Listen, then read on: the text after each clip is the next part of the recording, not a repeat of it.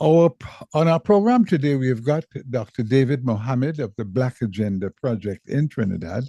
And as usual, we'd like to welcome you again, Dr. Mohammed. How are you? Great, thank you. It's a pleasure to be Right, on. right.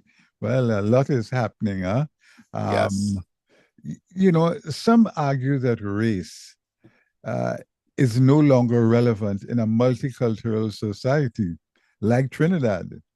How do you respond to those who say focusing on Black issues is backward or even divisive?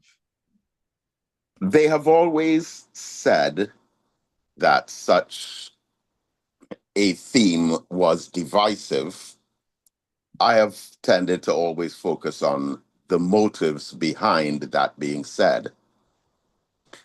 It most certainly is not irrelevant in any way whatsoever because you still have those issues, you still have those concerns, you still have those complications in a society such as Trinidad and Tobago and the wider Caribbean for that matter.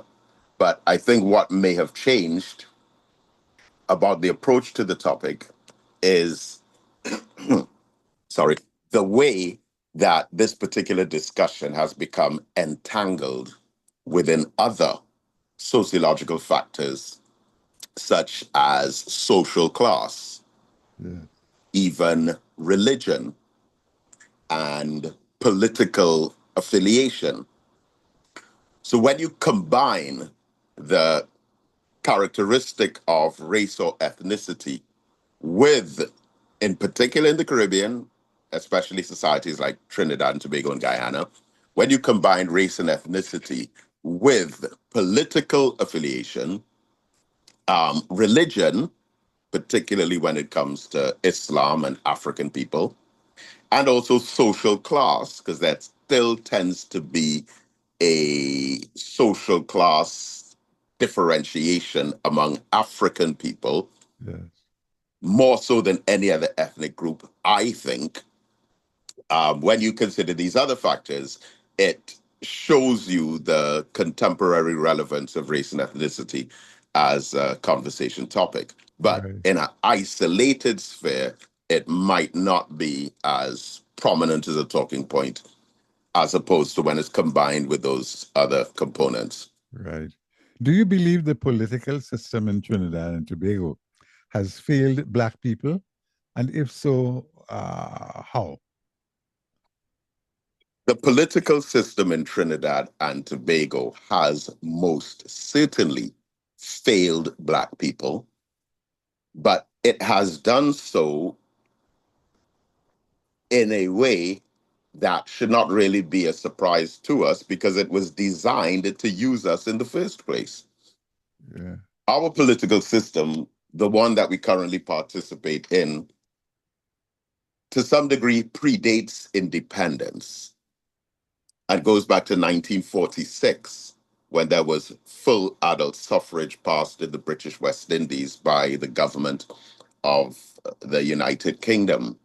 And the reason they gave us the right to vote was because of the series of labor uprisings and rebellions that simultaneously occurred in the 1930s, many considered to be as a reaction to the 100-year anniversary of emancipation and the observation that we were still living like modern day slaves under labor exploitation. Mm-hmm. So, of course, we had Uriah's Butler and the Faizabad oil field uprisings in 1937, Mm-hmm. but also in Trelawney in Jamaica. You had events that would have given birth to the platform of the Jamaica Labour Party. You had the Unemployed Brigade in Belize, March, 2,000 people on Belize City. You had uprisings in Castries, in St. Lucia, in Kingstown, in St. Vincent. They broke all the windows of the courthouse. In Bridgetown, Barbados, they pushed motor vehicles into the sea. I mean, there was simultaneous uprising all over. Right. And then the British launched the Moyne Commission in 1938. Mm-hmm. The Moyne Commission was a commission of inquiry to investigate what it was that was at the root of this kind of violent rebellion within all of these British West Indian societies. And it was felt that a solution to this problem could be establishing full adult suffrage where the entire population was allowed to vote, as opposed to partial adult suffrage of 1925, where only a select few elites were allowed to vote. So, with that change being made, you had the white Caribbean elite moving from center stage visibility to the background where they would have brought in black faced politicians in the forefront who would have been representing white interests. And based on that model, we have observed from day one that many times when the black population votes, they vote with hope and expectation without the knowledge of the actual real deals being struck behind closed doors with others who become truly empowered after the electoral process. So, Right. yeah, it's definitely failed us. I was saying recently that at best, the Black community in the Caribbean in general has had occasional moments of progress based on political decisions that would have largely been coinciding with the benefits that others would have received.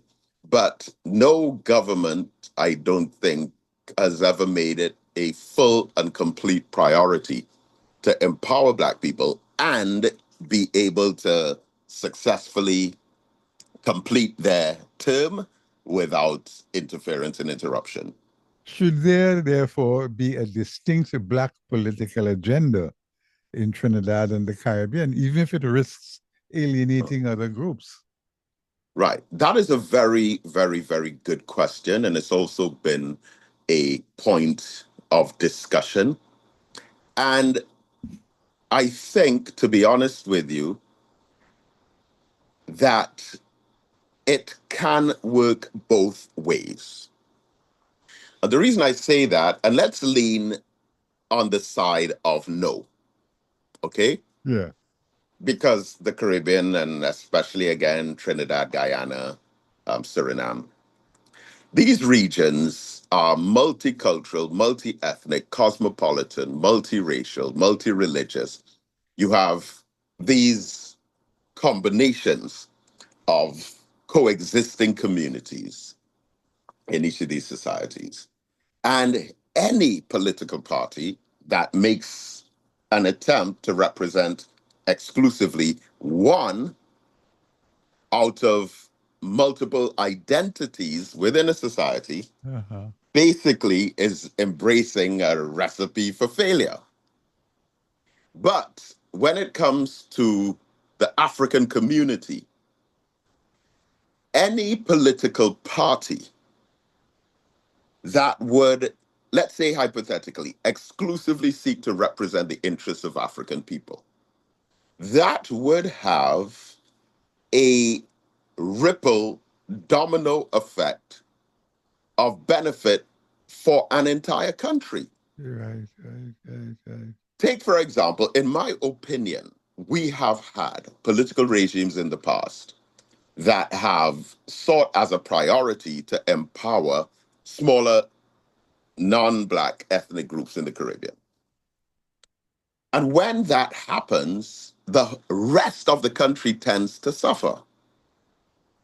So, for example, if you empower, let's say, a small minority Caribbean white elite or a 1%, fine, I am all for them being empowered.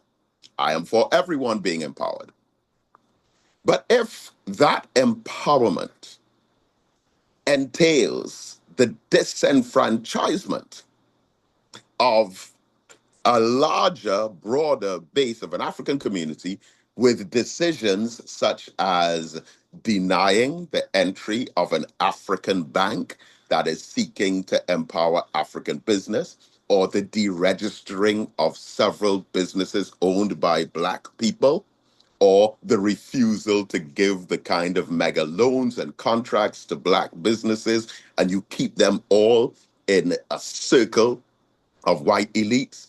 And then you start to see this pattern of small and medium sized Black businesses closing down and larger white businesses further growing, networking, and expanding. Then naturally you have crime rates going up. And what we fail to realize in the Caribbean is that in any part of the world, criminal gangs form out of marginalized groups. So you have a marginalized group in the first generation, they form gangs based on deviant subcultures in the second generation. And when it comes to groups like the Italians, the Irish, the Poles in America, they form into mafias in the third generation. We have marginalized Black youth in Trinidad and Tobago. So there's an expectation that the generations would produce gangs. But there is no evolution to the mafia stage because there's a complete stranglehold on any kind of economic growth. So we end up imploding within a circle and self-destructing based on having limited avenues of venting our talents, our abilities, our dreams, goals, aspirations, our objectives in life. It's all contained like a bottle where the contents are about to explode, but the cover is tightly fastened on. And because we keep missing these points, we keep making these decisions in society that cause more misery, more hardship, and more stress and strain in the community, which is a catalyst for escalated crime rates. So, in many ways, we're digging our own graves, we're creating our own problems, and we are paying the price of turning a blind eye to the social realities of the masses on the grassroots level.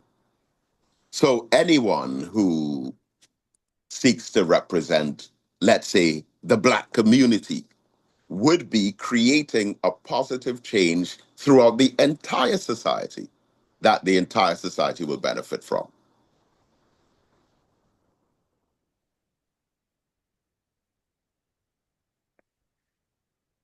Your microphone might be off, I'm not sure.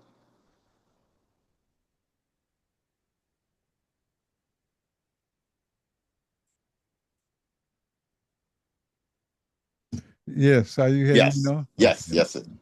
So when you talk about Black economic empowerment, Yeah. are you calling for a separation from the mainstream economy or reform within it? But certainly reform within it.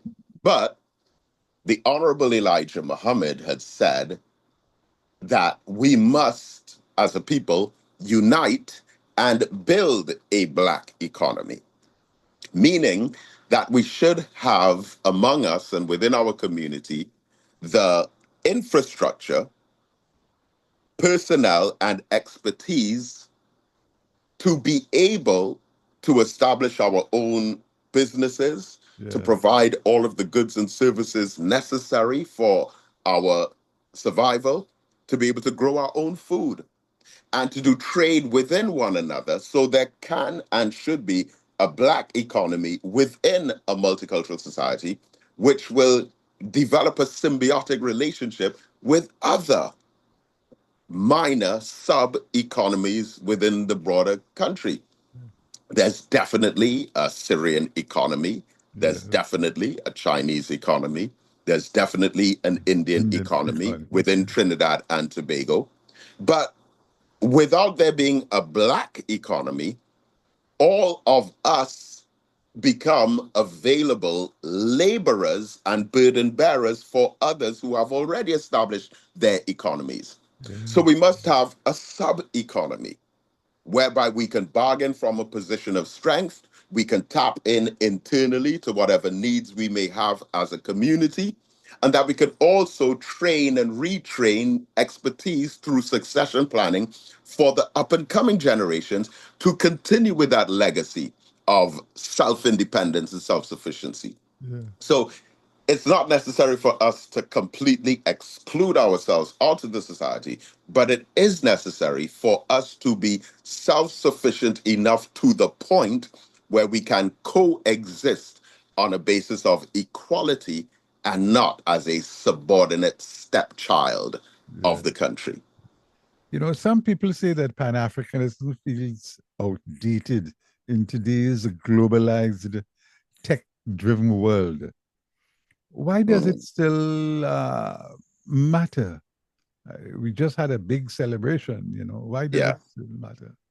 But to be honest, Mr. Martin, I cannot imagine anyone in their right mind suggesting at this stage that Pan Africanism is outdated when Pan Africanism is probably more active now than it ever was before. We just finished celebrating 125 years of Pan Africanism going back to the great Henry Sylvester Williams of Trinidad, who started the world's first Pan African Conference, July 23rd, 24th, and 25th in London, England, where I was actually part of a film documentary, filming of it, where we revisited those locations in London, Westminster Hall Hmm. and Fulham Palace, where the original conference took place. And back then, Henry Sylvester Williams of Trinidad, he was able to bring together delegates from 30 different countries from all across the world before there was the internet, before there was television, before there was technology, before we even had telephones, most of us, just through writing letters. 30 representatives from different countries were able to convene there in London. And of course, you had these multiple other Pan African conferences, which were called congresses, in particular, the 1945 Manchester Conference, where W.E.B. Du Bois of America, I believe he was the only person who was present at both Yeah. 1900 and 1945. Yeah. And it was at that 1945 Manchester Conference that CLR James introduced his friend George Padmore to a future leader named Kwame Nkrumah of Ghana. Right. You had Jomo Kenyatta present at Yeah. that conference in Manchester 1945. And there, they obviously did not just come together to have conversations about Black empowerment, but we saw the result of a number of African nations, starting with Ghana in 1958, becoming independent one after the other. Now, when we come together in Pan African Conference, we assemble with the expectation that none of us are coming to the table taking into consideration our differences.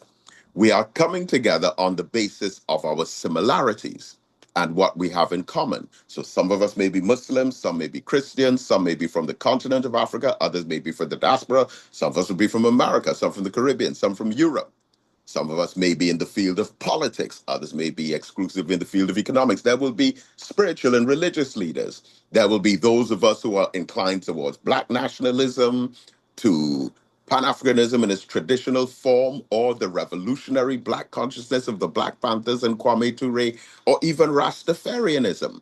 There Hmm. are those of us who gravitate towards the civil rights movement, but all of us as Pan Africanists must recognize that we are African first and everything else second, which gives us a platform to not find ourselves in conflict on any matter, but find ourselves in consensus on the matters that do matter the most. Hmm. So now, probably for the first time in the history of our existence, in the field of culture and entertainment, we have artists from the African continent, from the west coast of Africa, from South Africa, from East Africa, performing to audiences in America, Europe, and the Caribbean. We have the calypso music of Trinidad and Tobago and the reggae music of Jamaica being appreciated on the African continent. We are doing business and trade with each other.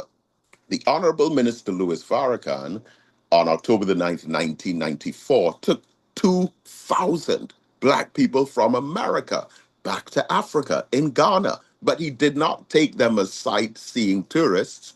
He took them as returning family members who would now engage in networking, opening up organizations and associations, doing trade and business and commerce with one another. And then many of us now are intermarrying with each other. Africans from the continent of Africa intermarrying with Africans in the diaspora, Caribbean, Right. Europe, America. And you're seeing all of these ideologies. So again, you have the African diaspora embracing ideologies from people like Julius Malema of South Africa or President Ibrahim Traore of Burkina Faso. And the technology giants that are coming out of Africa are also serving as great inspirations, again, in America, Europe, and the Caribbean. So Pan Africanism, now more than ever before, is so strong. And really, the heroes of the Black community in England, many of them have parents who were born on the African continent or in the Caribbean, Right. either parents or grandparents. And this networking now, again, more than ever before, is such a valuable possession of us. Um, I saw a news item on the BBC. Now, again, this is to help illustrate the point that I'm concluding here. Right. There was a news item on the BBC where Europe were reporting a story out of South Africa where apparently the government of Russia have hired, according to them, hundreds. Think about this. The government of Russia has hired hundreds of young Black women in Russia to be leaders in technology and the creation of computer programmable systems and drones for the benefit of Russian trade, commerce, and business. Right. Now, we weren't thinking on that level just a few couple decades or generations ago. That Right. young Black woman who just the other day were teenagers Yeah. being recruited by governments of places like Russia to teach them, train them, lead them in computer science and technology. But the motive behind the news report was not a sincere one because what they were trying to say, and you have to read through these kinds of things, Yeah. they were trying to say that the government of Russia is exploiting Ah, these African women because right. they're working in conditions that are not suitable and the pay is low and all of that. I Yeah. mean, Yeah. but we know that we could find a fair share of persons in both America and Europe and Yeah. complain about working conditions and salaries, right? Yeah. Yeah. Yeah. And so, but they are so concerned about these Black women from Yeah. South Africa and the working conditions that Yeah. they're Right. facing Right. in Russia. Obviously, I cannot dismiss whatever the reality of that would be, but Right. it says a lot Right. Right. Right. about But the influence of young Africans yeah. around the world today. But do you believe that Caribbean leaders are doing enough to connect with Africa, or is it mostly symbolic? I try my best to highlight the positives of this. It takes us back to the September 7th, 2021, first ever Africa CARICOM summit, which was a very encouraging moment. However, I remember celebrating the first anniversary of it, which was September the 7th, 2022. And after the pledges and promises made in 2021 that they would continue and build and develop on it, there was not much to report in 2022, Yeah. which is very, very sad. But, we, the Black Agenda Project at the Kwame Ture Center, and from the Caribbean end, on behalf of Minister Louis Farrakhan, we have continued every year to represent this. But recently, when I say recently, just a few days ago, at our building, we welcomed the ambassador to CARICOM from Western Sahara, which is a country that many of our people don't know a lot about, but Western Sahara is bordered by Morocco on the north, Mauritania on the south, and a small border with Algeria on the east. And, we had the ambassador of the Republic of Western Sahara visit us, and he was explaining some of the troubles that their country was experiencing with attempts of imperial approaches and even recolonization by the French through Right. Morocco. Right. Right. Right. So Right. you have a lot of that going on, and CARICOM's influence can be strong. But having said that, and again, I hope that this word gets out. But this year, apparently, September 25th, sorry, September 7th, 2025, Uh-huh. there's actually carded to be the first in-person Africa CARICOM Summit. Wow. And it's in Addis Ababa, Ethiopia. Yes. Yes. So we had 2021, 22, 23, 24, which I'm not sure about whether or not there were virtual meetings Right. in 22, Uh, 23, and 24. But this year, um, September the 7th, is the first in-person meeting. I would uh, love to see who will be there, yes. Yes. Yes. you Yes. know. All right. As we Yeah. wind down, you're sometimes seen as a controversial figure. How do By you whom? No, uh, go ahead. Go ahead. Go ahead. Sorry. how do you feel with accusations that your ideas are too radical for Trinidad?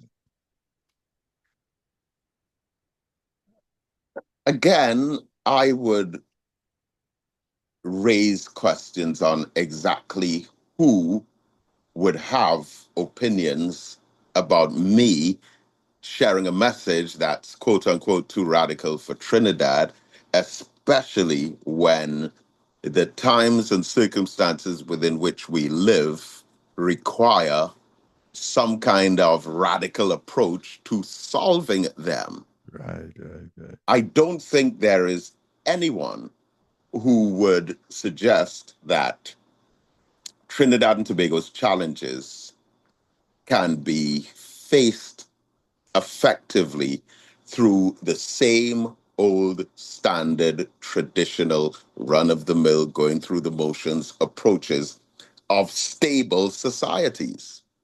We need radical change. And that requires of us to change the way that we think and to begin to explore options and possibilities that maybe have not been attempted before. Because clearly, the approaches that have been taken uh, on the broader society's part have not been working. right, So, right, right. any kind of ideology that is not radical might be one that's doomed to fail in one way or another. Right, Having said that, though, I would still say that I don't necessarily consider some of these ideas as radical in the traditional sense of the word, but there is a requirement for a radical shift away from the idea of 1% elitist criminal cartels and syndicates, the huge divide between the rich and the poor, the prison system being overpacked, jam packed, overcrowded, Yes. the justice system being so slow, which already contributes to the overcrowding in the prison, the poor relationship between law enforcement and the communities, a post colonial educational system that still does not fully and properly address the liberation elements of us as Caribbean societies, a healthcare system that still is unable to properly provide for its citizens, a food import bill that most people don't believe. As a teacher of tertiary level social studies, when this comes up in conversation and I ask students to speculate on what our food import bill is, everyone estimates approximately on average a 10% quantity of what it actually is, past 5 billion US dollars. It's just unbelievable. So all of these issues in our society, I don't think can just be handled or managed in a standard way as if everything is fine and everything is all right. No, we do need some kind of drastic Right, right, right. change in the approach. Well, Dr. David Mohammed, thank you so much, man. Thank I you. mean, and there's so much more I can go on, but we just have to leave a little more for a little another time. Yes, sir. Yes, sir. All right. Well, you take care and have a good day and have a continued a wonderful, pleasant journey. Thank you so much. And once again, it's always a pleasure to have the opportunity to have these discussions with you. I think so much of value comes out, and I look forward very much to our next occasion. Sure. I've been speaking with Dr. David Mohammed of the Black Agenda Project. This is Von Martin. Caribbeana continues.